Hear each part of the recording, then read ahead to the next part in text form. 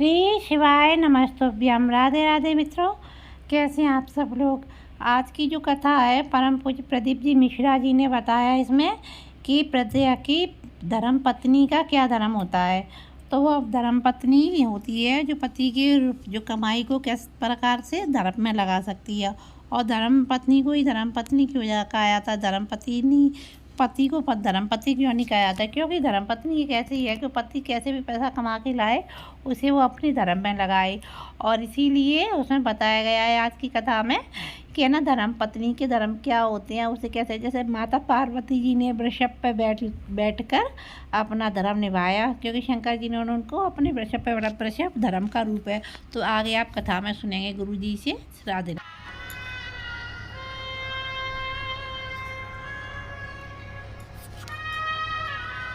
अब आजकल की बहुएं पति के साथ में आती हैं कार में, इसलिए उनका अहंकार कमी नहीं होता, इसलिए उनका अहंकार कम नहीं होता। मेरी माता पार्वती जी आई थी धर्म पर चढ़कर, मेरी माता पार्वती जी आई थी नंदी पर चढ़कर, धर्म की सवारी करी, धर्म पर बैठ कर आई अपने पति के साथ, इसलिए धर्म पत्नी कहलाई। और धर्म पत्नी का फर्ज क्या होता है, जरा ध्यान से सुनिएगा शिव महापुराण के इस संवाद को। धर्म पत्नी का फर्ज क्या होता है। माता सती शंकर भगवान के साथ में कथा सुनने गई, उसका मन नहीं लगा माता सती का और जलकर भस्म हो गई।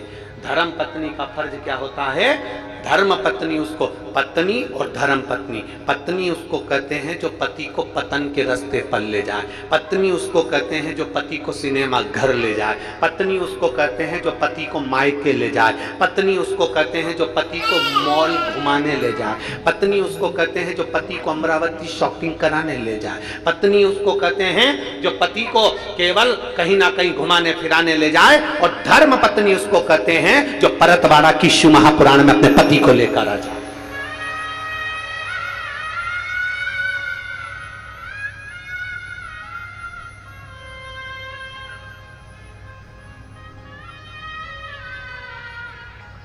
यहां इतनी बेटी हैं, आपसे निवेदन है 7 दिन में कम से कम 1 दिन धर्म पत्नी बनने का प्रयास करना। कितने दिन? 1 दिन। अपने पति के रोज कहना, सुनो परतवाड़ा में कथा चल रही है, अपने गांव में कथा चल रही है, 40 किलोमीटर, 100 किलोमीटर, 150 किलोमीटर, चलो अपन सुन के आते हैं। नहीं, फुर्सत नहीं है, सीजन का टाइम है, अक्षय तृतीया का समय है, शादी ब्याह का समय है, नहीं मैं नहीं जाऊंगा।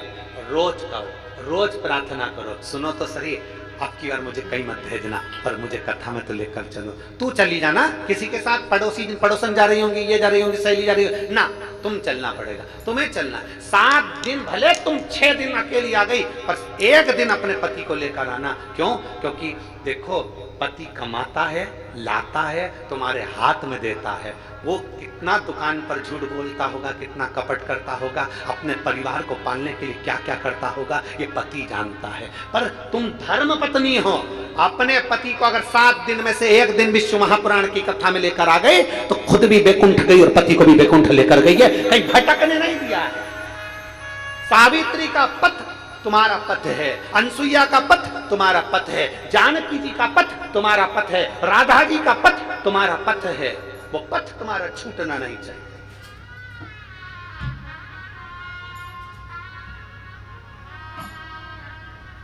सुनो तो चलो ना, मैं नहीं जाऊंगा, तू चली जा, मैं टीवी पर सुन लूंगा। टीवी पे तो रोज ही सुनते हैं, अपने नगर में आई है, पास में हो रही है, चलो तो चलो।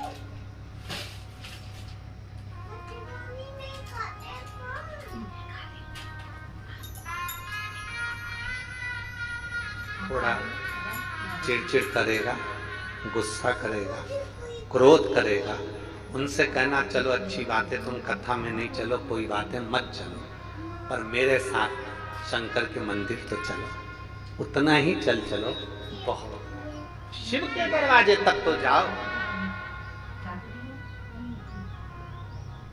शिव की चौखट तक तो पहुंचो।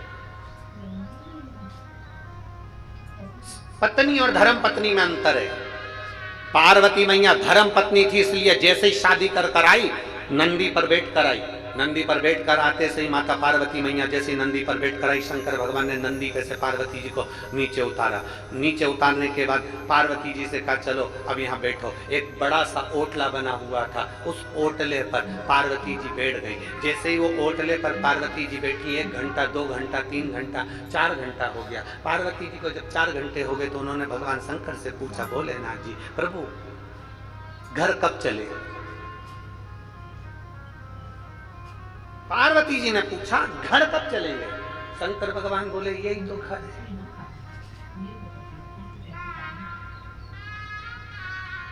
यही तो घर है। पार्वती जी बोलती हैं ये तो सारा वीराना पड़ा हुआ है, ये सारा वीराना शमशान जैसा दिखता है, शमशान ये सारा वीरान पड़ा हुआ है। मेरे भोले बाबा कहते हैं पार्वती सुन, धर्म पत्नी का लक्षण होता है, एक श्रेष्ठ नारी का लक्षण होता है अपना पति का घर कैसा भी होना, वो वीराना भी होना, तो उसको स्वर्ग जैसा बनाने की जवाबदारी उसकी धर्म पत्नी की होती है।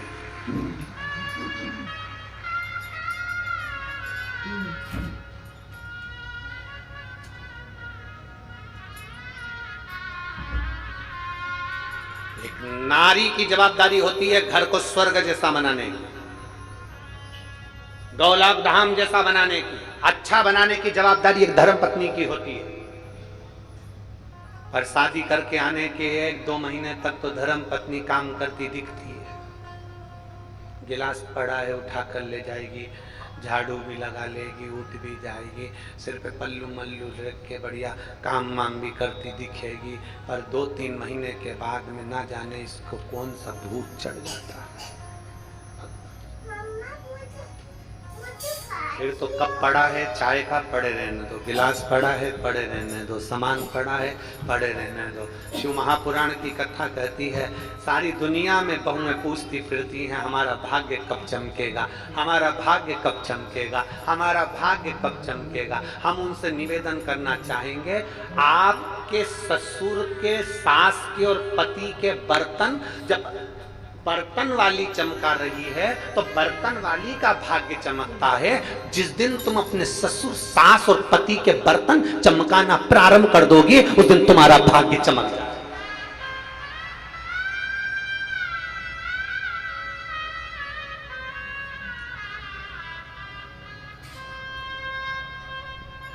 बर्तन कौन चमका रहा है तुम्हारे घर के अंदर? तुम तो बढ़िया आराम से मोबाइल,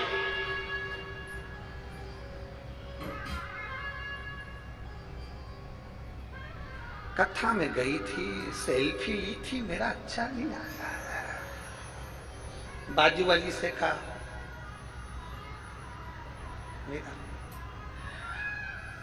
मेरा भी आना चाहिए, और इतने में तीसरी आ गई, मेरा भी आना चाहिए। जैसे सेल्फी में फोटो ढूंढ रही हो कि मेरा भी आना चाहिए, उसी तरह अपने आप में गौरवान्वित होना कि मैं शंकर के मंदिर में जाती हूं तो मेरा फोटो भोलेनाथ जी के पास में भी है, मेरा फोटो भी भोलेनाथ जी के पास में।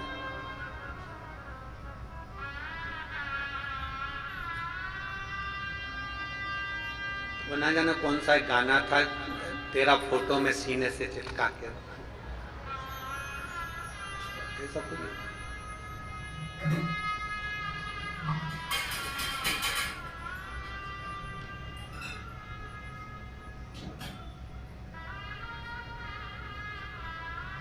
वो कहते हैं ना, आम है आज भी तेरे जलवे, आम है आज भी तेरे जलवे, पर कोई देख सकता नहीं। आम है आज भी तेरे जलवे, पर कोई देख सकता नहीं। सबकी आंखों पर पर्दा पड़ा है, तेरे चेहरे पर कोई पर्दा नहीं, तेरे चेहरे पर कोई। शिव और शंकर के भक्त के बीच में कोई पर्दा नहीं होता। और भगवान के बीच में कोई पर्दा नहीं होता। भक्त और भगवान के बीच में कोई पर्दा नहीं, कोई पर्दा।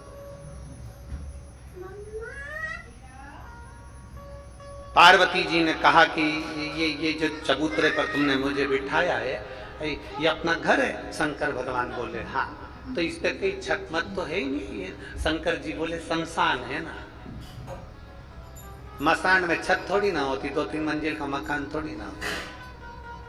पार्वती जी ने पूछ लिया बस इतनी ही प्रॉपर्टी है तुम्हारी? पार्वती जी ने पूछा केवल इतनी प्रॉपर्टी है तुम्हारी? शंकर भगवान बोले नहीं, परतवाड़ा में चले जाओ, 2-3 वहां भी अपनी है। पूरे भारत की भूमि पर पार्वती तू तेरी मर्जी पड़े जहां चली जा, भारत से मतलब नहीं है, विदेश में भी घूमिया जहां जाएगी ना मां अपनी प्रॉपर्टी अलग ही लिखा हुआ मिलेगा, शमशान। हर जगह पे अपना प्लाट है, हर जगह अपना ही। दुनिया के लोगों का तो एक जगह पर जमीन रहती है, एक जगह पर नाम रहता है। जहां जाओ वहां शमशान मिल ही जाता है, और शमशान 1, 2, 3 तो मिलेंगे ही सरी।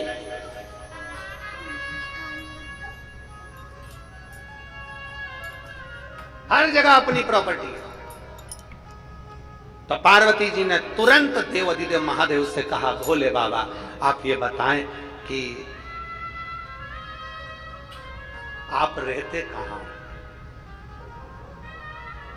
शंकर भगवान से पूछ लिया पार्वती ने आप रहते कहां हो? ये धर्मपत्नी पति से पूछती है क्यों 10 बजे तक आ रहे हो, कहां थे? पत्नी पति से बात पूछती है तुम 11 बजे तक आ रहे हो, कहां थे? और कई कई नहीं पूछती है तो भगोने जैसा मुंह करके पति समझ जाता है।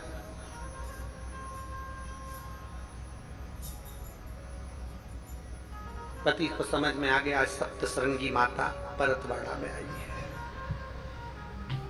पति को समझ ध्यान में आ गया। पार्वती जी ने पूछा आप रहते कहां हो? आपके रहने का स्थान कौन सा है? रामचरितमानस में संतों के पास में, साधुओं के पास में, सन्यासियों के पास में, तपस्वियों के पास में बैठकर मेरे राम जी भी पूछते हैं मैं कहाँ रहूं। मेरे राघव जी भी पूछते हैं मैं कहाँ रहूं, कहाँ।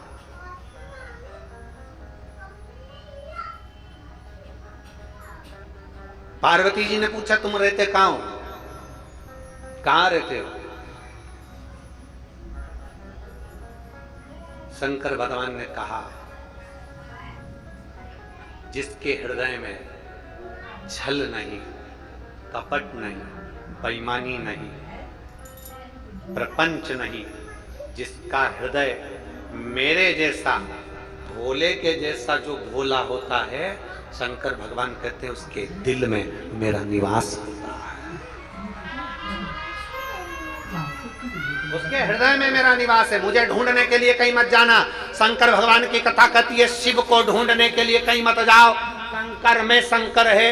शंकर भगवान को ढूंढने के लिए कहीं मत जाओ, एक एक पत्ते पत्ते में शिव है। शंकर भगवान को ढूंढने के लिए कहीं मत जाओ, एक एक जीव में शंकर समाया हुआ है, कंकर में शंकर समाया हुआ है, एक एक अणु अणु में शिव है, एक एक तत्व में शिव है।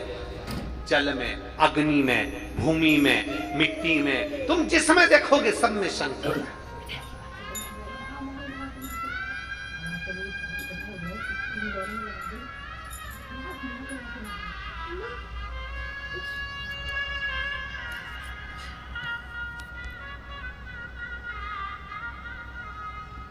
हर जगह उसका ही नूर है,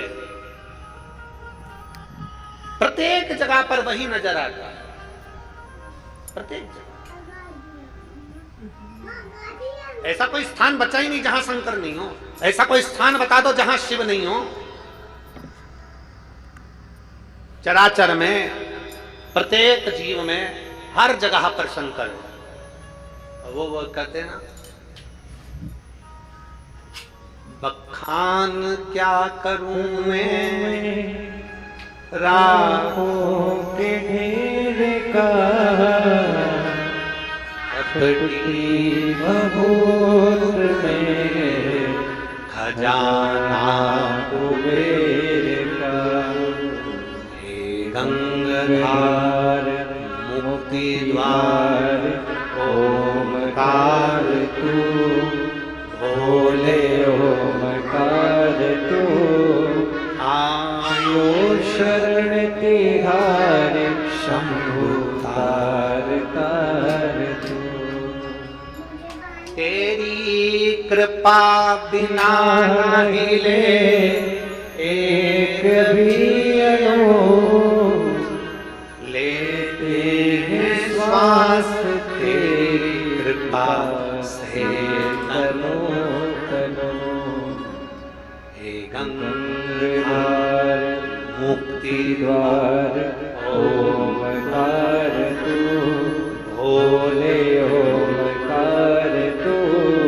आयो शरण तिहारी शंभु तार तार तू। उसके बिना एक पत्ता नहीं हिल सकता।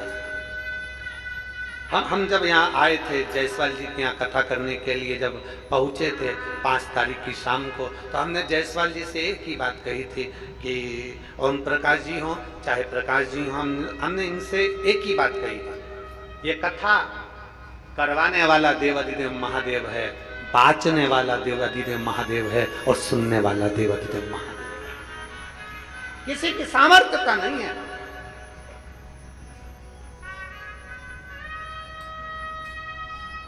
आप खुद अपने लिए छाता लगाते हो। शिव महापुराण को बाँचते बाँचते कई साल निकल गए, कई वर्ष निकल गए, लगातार कथा करते करते करते करते, और इस व्यासपीठ ने देखा है जहाँ शिव पुराण की कथा होती है, जितनी देर कथा चलती है उतनी देर मेरा बाबा ऐसे छांव कर कर बैठा रहता है और अपने भक्तों को कथा सुनाता है। उसके आने का एहसास वो कराता रहता है। कभी पानी गिरेगा, कभी हवा चलेगी, कभी ऐसा, कभी पास में से हवा की तरंग निकल कर जाएगी, कभी ऐसा लगेगा कि कोई इतना सुगंधित हवा हमारे बाजू में से निकल कर गई, उसमें सुगंध आ रही थी, कौन निकल कर गया आप जान नहीं सकोगे। मेरा महादेव हर पल हर घड़ी इस, हम कहते हैं, लोग कहते हैं शिवपुराण कहाँ होती है, हम कहते हैं जिस भूमि पर शिवपुराण होती है उस भूमि को मेरा महादेव कैलाश पर्वत बना देता है, उस स्थान को कैलाश बना देता है।